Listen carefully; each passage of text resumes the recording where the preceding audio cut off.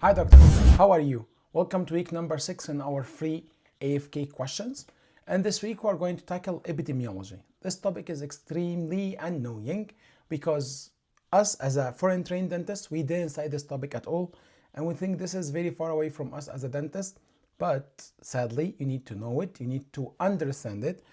And you need just to remove this mental barrier. It's difficult topic, the questions are long, question cannot be answered. This is not true. You just need to understand the concept to make your life easier, because I did try this for a very long time just to memorize the information. It's not working. The question now is testing how you understand it. It's not only memorization.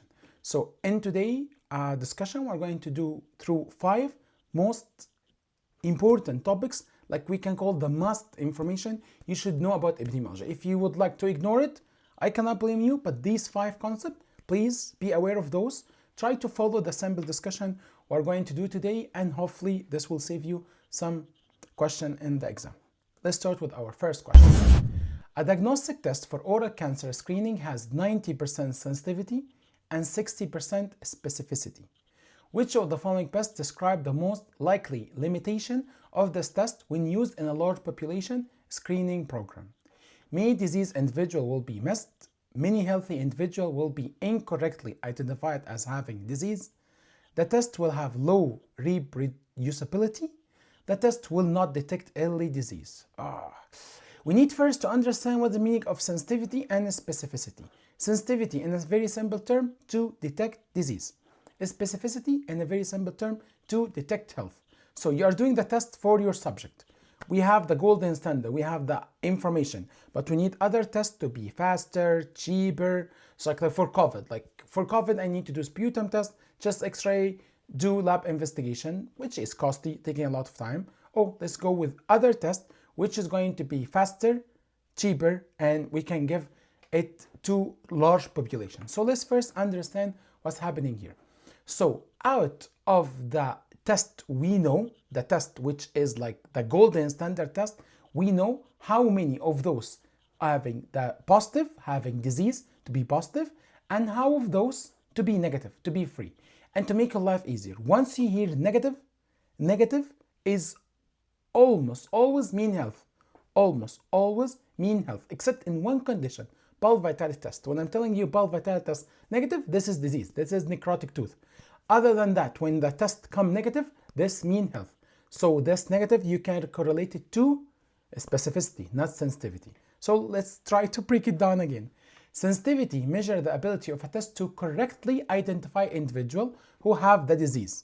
Whether specificity measures the ability of the test to correctly identify individuals who do not have the disease. So let's see here. This is all the positive, okay? And this is here all the negative. Okay, when you look carefully, this is true positive, meaning this is what we know from golden standard. But the test we did do is giving me 1, 2, 3, 4, 5, 6, 7 subject or 7 patient telling me they are negative, when in reality they are not negative. So we call this one false negative. On the other hand, you can look here 1, 2, 3 versus 1, 2, 3, 4, 5, 6, 7 again. So this is true negative versus false negative. So let's read more. A test with high sensitivity, 90%, so detect most diseased individual. So I have 10 patients, I know they are diseased out of the golden standard test. This fast, cheap test giving me 9 out of 10. Oh, this is very good test. Sensitivity is high, 90%. Meaning false negative occur, but 1%. 10%, meaning 1 out of 10, giving me he is free, while in reality he is diseased. However, low specificity means that 40% of healthy individual may test positive. So positive here mean the patient has disease. So giving you 60%, so we are ending up by a lot of false positive result. So this is the meaning of low specificity, 60% versus the meaning of 90% of sensitivity. So sensitivity detect disease, specificity detect health. When you look at the question, just try to go with this simple logic. Positive mean disease, negative mean health, except in bulb vitality test. So let's see our option. Many disease individual will be missed? No, because I'm telling you 90% sensitivity. So sensitivity rate to disease, so I detect 9 out of 10. Many healthy individual will be incorrectly identified as having disease, correct, because of specificity, which is ability to detect health, coming as 60%. So 6 out of 10, the test is giving me to be free, is not correct for this one. So I'm missing here 4 out of 10, which is high number. And this we call false negative. Again, this is what we call false positive result. Okay? The test will have low reproducibility. Again, this is not related to this topic at all, but if you don't understand the meaning of sensitivity specificity, you might think about it. The test will not detect early disease. Again, these two options just to tip you off if you do not understand it. And this is why I'm strongly recommend you to understand the topic. Moving to the next question. A study investigates whether long-term use of alcohol-containing mouthwash increases the risk of oral cancer. Researchers select patients with oral cancer and compare their previous mouthwash exposure with a group without cancer. This study design is best classified as cross-section, cohort, case control study, randomized clinical trial. Okay, let's ignore the question and just try to understand why we do study and what is the type of study and how we can separate this study. So first of all, background information and expert opinion. So I see patient with overhanging restoration have gingivitis. I see kids eating a lot of candies having caries. I see patient going to the gym having good health. So can I say this related to this? No, this is just background information and expert opinion. I need to make it more condensed information so we can end up by something. So I'm going to do study. Okay, so this is the study. The study either is going to be observational. I'm not going to intervene. What's the meaning of intervention? Intervention mean I will give medication. If I'm going to give medication, will be randomized clinical trial. As long as I'm just looking at what happened here or describing what's happening here, we are in this 3 type of study. Okay, what's the difference between these 3 studies? So in case report or case series, we're just describing. So this patient come to office, he has this and this, he has that and this. So does that mean the overhanging restoration will cause gingivitis? I cannot say that out of this. This giving me what we call correlation, not causality. I have this correlation. Okay, how I can make it to be causality? I will move to this one, which is case control. And here, again, we didn't give medication up till now. What we are going to do in this 2, case control or cohort, we're going to divide our patient according to 1 factor. We're going to divide our patient according to 1 factor. So I will go with patient, case, disease, gingivitis patient, control, no gingivitis. And then I will think, oh, I think maybe this overhanging is giving gingivitis. So for patient who has gingivitis, how many of those has overhanging restoration? For kids who have caries, how many of those eating snacks? For a patient who is brushing his teeth regularly and comes every 3 months to the clinic to do hygiene, how many of those had gingivitis? So I did divide my subject or patient according to case, which is disease, control, which is no disease. In cohort study, we're going to divide our patient according to risk factor. So I don't care about disease or no disease, I care about risk factor. This risk factor might be eating sugar snacks, might be drinking coffee with sugar, might be not flossing their teeth, might be not using toothbrush at all. And then I'm going to follow with these patients. As you can correlate, this one is just description. This is observational. And this also are observational. But here we can get more information because in cohort we can end up by causality.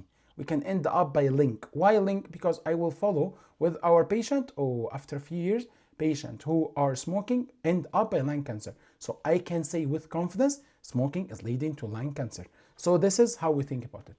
Once you intervene, once you try to give medication, once you remove this overhanging restoration, once you try to give the kids healthy snacks, this is randomized clinical trial.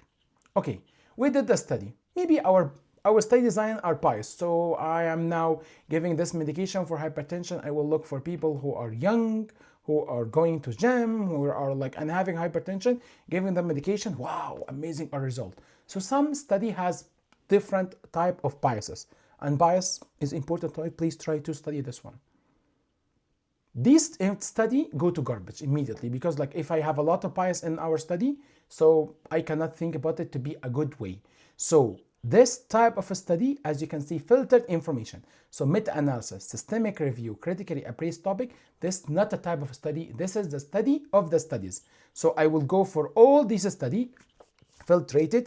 Oh, this is good, nice, this is not, this is 50% good, this has conflict of interest, and then I will condense it, ending up by systemic review, meta-analysis, which is, as you can see, the tip of this pyramid. Okay, let's try to think it about in a different way. So, did the researcher assign exposure? Okay, so no, I didn't assign exposure. I didn't exposure, he mean like I did give some treatment. So I didn't do this one. So no, this is we call observational study. Okay, in observational study, did we do comparison group? Comparison mean disease, no disease, risk factor exposure, no risk factor exposure. If no, this is we call case descriptive study. Descriptive study, which means cross-sectional study. And if it's done in a very large population like in Canada, we call it environmental study.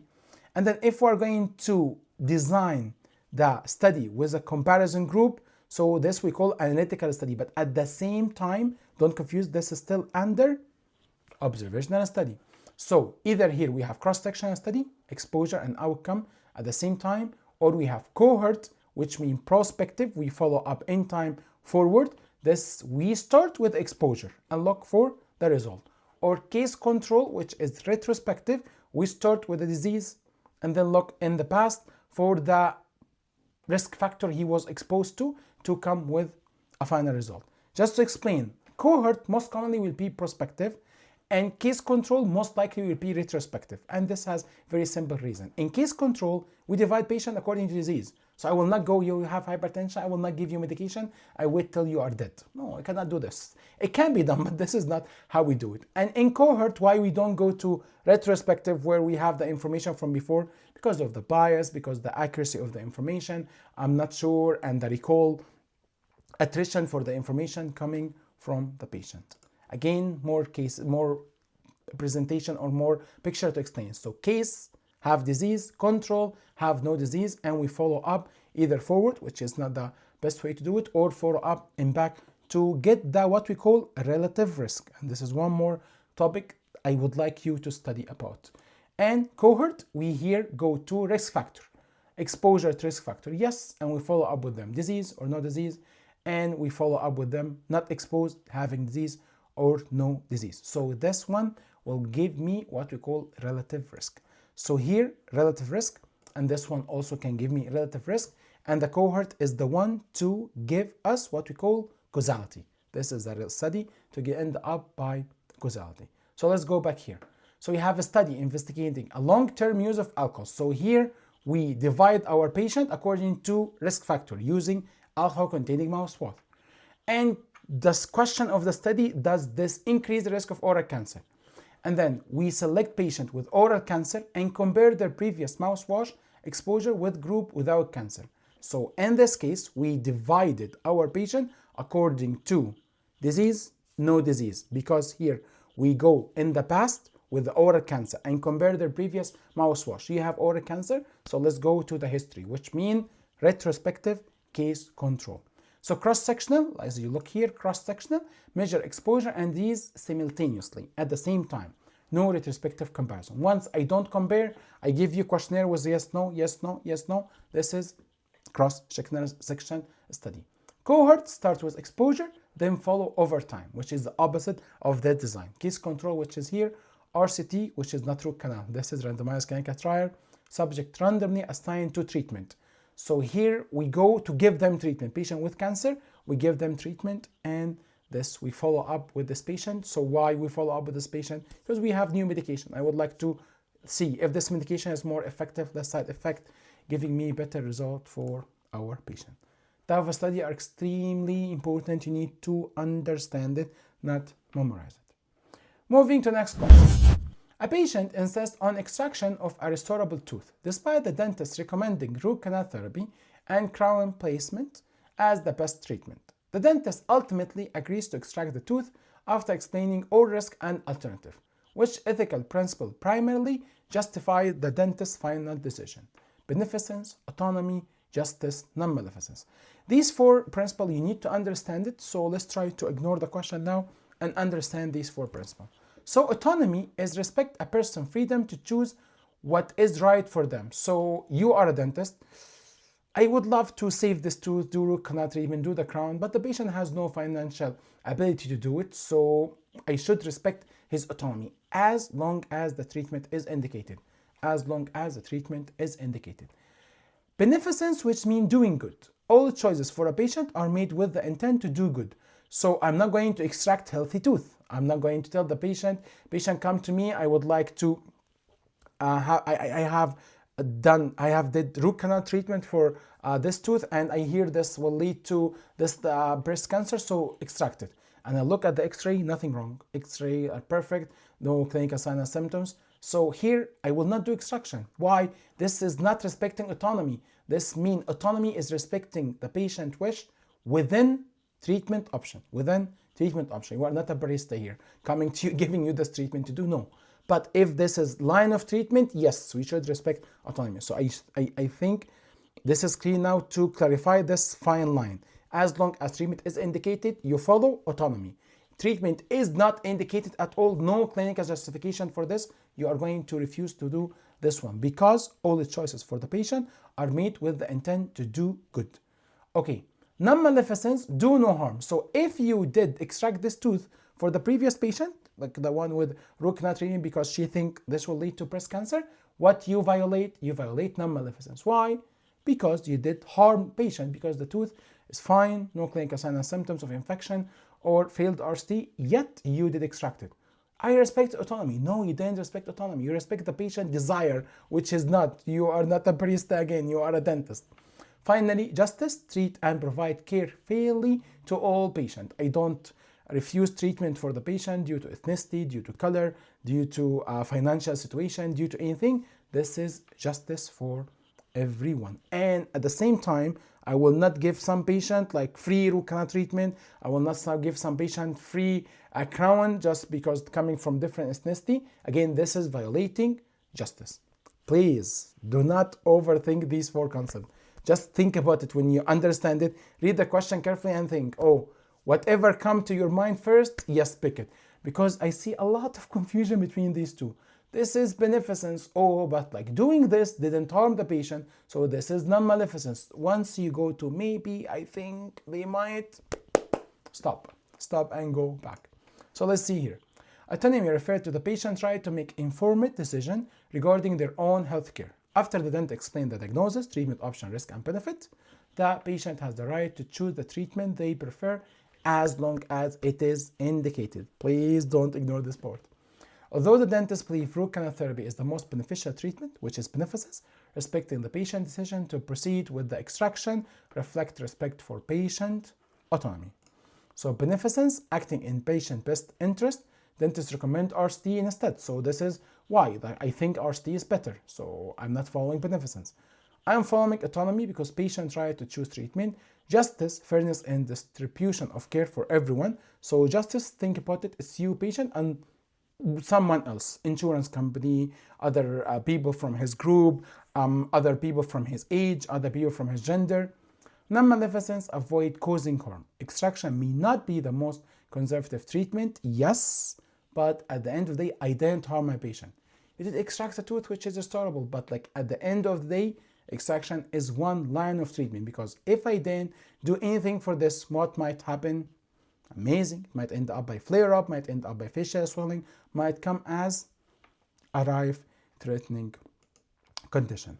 Again, this is a must topic. Like for this is a must topic. You should understand the type of study. You should understand this ethical principle and be vigilant when you answer the question, and do not overthink it. Please do not overthink this question.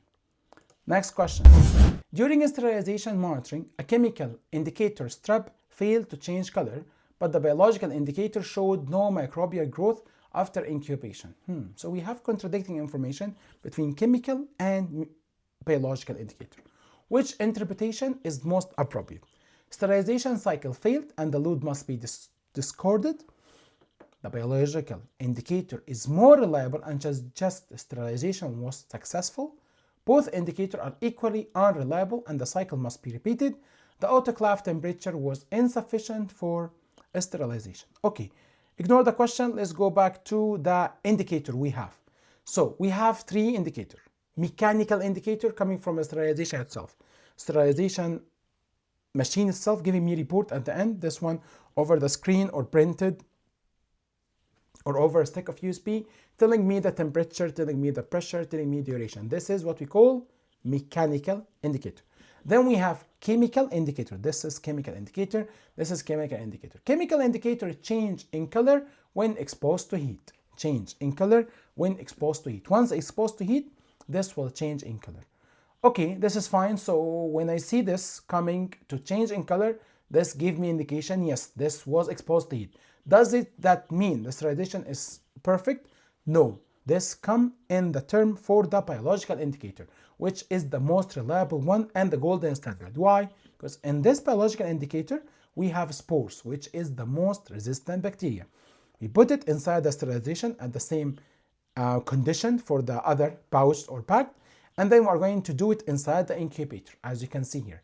So we take it out of sterilization, coming usually at violet color, and we activate it, we put it inside the incubator. And we do a test under the circumstances of a control PI. So this control PI didn't go inside the sterilization.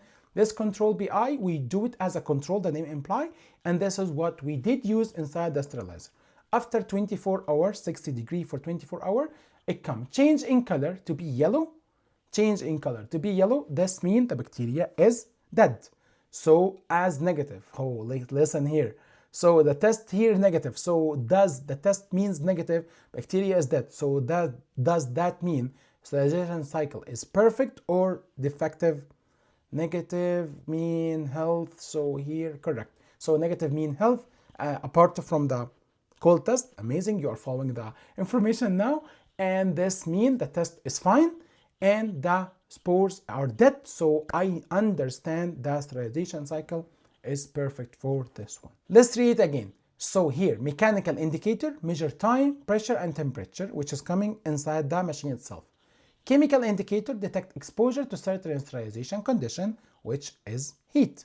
Biological indicator spore test confirm destruction of highly resistant bacteria spore. Biological indicator contain bacteria spore, such as this long name, that are highly resistant to steam sterilization. If these spores fail to grow after incubation, it indicates sterilization conditions were sufficient to destroy microorganisms. Chemical indicator only verify that the instrument pack was exposed to sterilization condition, but they do not confirm microbial death. Therefore, biological indicators are considered the gold standard for sterilization monitoring. And this is the chemical and this is the biological indicator. So here, biological indicator is more reliable, suggests sterilization was successful. Sterilization cycle failed. This is when the PI come as positive. Amazing, not negative. Don't say negative. Okay. Equal reliability. No, we said biological indicator are more reliable than chemical. Insufficient temperature on the other side would cause spore survival. So spore didn't survive. So we have reached the desired temperature.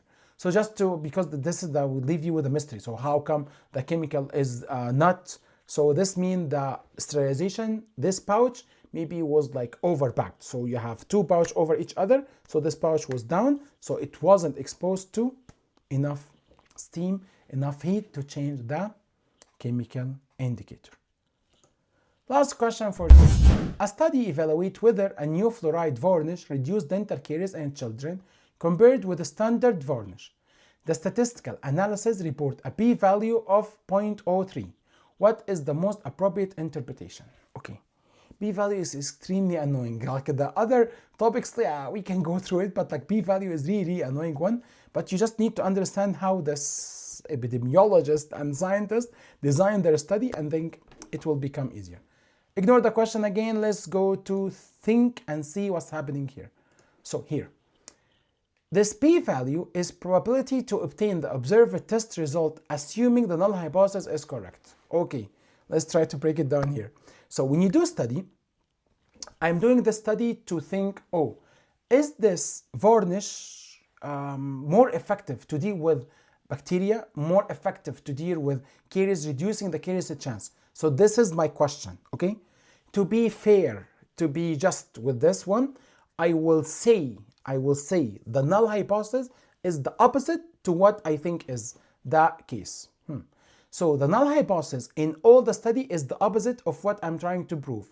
Why? Because I need to be 95% sure that the result I receive is correct. So the null hypothesis is opposite of what I'm thinking for. And the other one, which we call alternative hypothesis is the one I'm trying to prove. So the null hypothesis difference are due to chance, so usually 5%. So p-value in most cases we go with by 5%. So if you end up by having the difference between two varnish to be less than 5%, as you go here in the question, it was 0.3. So here, this means the difference between two varnish is almost nothing. So this must likely happen by chance. So in this study, we do for vaccine. We give vaccine for some, we didn't give vaccine for some. Comparing these two, when you make the calculation between both, end up by 3.5, ending up by 3%, 4%. So the difference here is non-significant. So we can say no effect of the vaccine. So null hypothesis is here rejected. So once the p-value is less than 0.05 or less than 5%, we reject the null hypothesis. And accept the alternative hypothesis. P-value small, outcome unlikely if null hypothesis is true. In favor of alternative hypothesis. Just to understand this, because this is really confusing. P-value is only a measure for the null hypothesis. It's a measure, not showing the probability of the null hypothesis being true. So here we just measure it. So in this question, we are comparing two. So the numbers here giving me a statistical significance, a statistical analysis of the difference between two groups. It's not telling me this is correct and this is bad, or this is working or not working. Just comparing two stuff. Once the p-value less than 5%, so this might be due to chance. So p-value cannot distinguish. The null hypothesis is actually true, but the random sample was not representative. The null hypothesis is wrong. P-value do not reflect error of the first kind. Error of first kind, which is alpha does not change independent of the p-value. So alpha, which is the 0.5 here, is set on the stone. So before we start our study, this alpha in most of study we go by 5% or 0.05. In some study make it 2.5 or make it less or more, but the golden standard is 5%. So this defines the probability of wrongly rejecting the null hypothesis, which is calculated risk. And this drives us to the second topic about the alpha type 1 error, type 2 error, and we don't have enough time to discuss it today. If you would like to discuss it, maybe we can discuss in different quests, but this is also important. But without understanding the p-value and the null hypothesis, alternative hypothesis, trying to understand this alpha 1, alpha 2 is useless, trust me, is coming to be a useless effort. So A, which is aiming a 3% chance the results are correct, 3% chance the results are correct out of this number. Again, we said p-value has nothing to do with correct or no correct. Probability result is correct, misinterpretation of p-value. P-value does not measure correctness. P-value is between two stuff. So, and probability, according to acting happen due to chance or no chance. P, probability under null hypothesis, yes, change a chance of observing result, which is 3% chance the observed difference is due to chance. So here we have this difference between this varnish and this varnish to be 3%, mean it's almost nothing. But when it's coming more, oh, this means like, yeah, we have statistical significance between both. So let's think, yeah, this may be better than this one. The varnish reduced caries by 3%. Again, this is why I'm telling you need to understand it. Once you understand p-value, you understand this one. And null hypothesis proving false is totally wrong, because this is related to alpha 1, alpha 2, which is not our topic today. And this is wrong interpretation of p-value. Treatment effect size, this is quantitative reduction. P-value does not measure effect size. Absolute proof, this is hypothesis proven false. Statistics cannot prove absolute truth because all type of study has type of biases, so we cannot say this is for sure for all the different type of varnish and all the patient using this type of fluoride varnish. So the answer here, 3% chance. The observed difference is due to chance, so there's make no difference using this one or that one. All the toothpaste are the same. You just need to brush your teeth in the correct way with the correct type of toothbrush. And this drives us to the last part of this quiz. I know it's annoying. I'm trying to use different words, but trust me, it's really annoying. But this 5 concept is a must know. Like you must understand this. Moving forward, your confidence interval, the true, positive, true, negative, positive predictive value, negative predictive value, the risk factor, relative risk. Oh, it's a different topic that you need to understand. We already discussing this in our full course. If you would like to join, I will leave the link in the description. And next week, we're going to start with oral pathology part 1. See you next Sunday.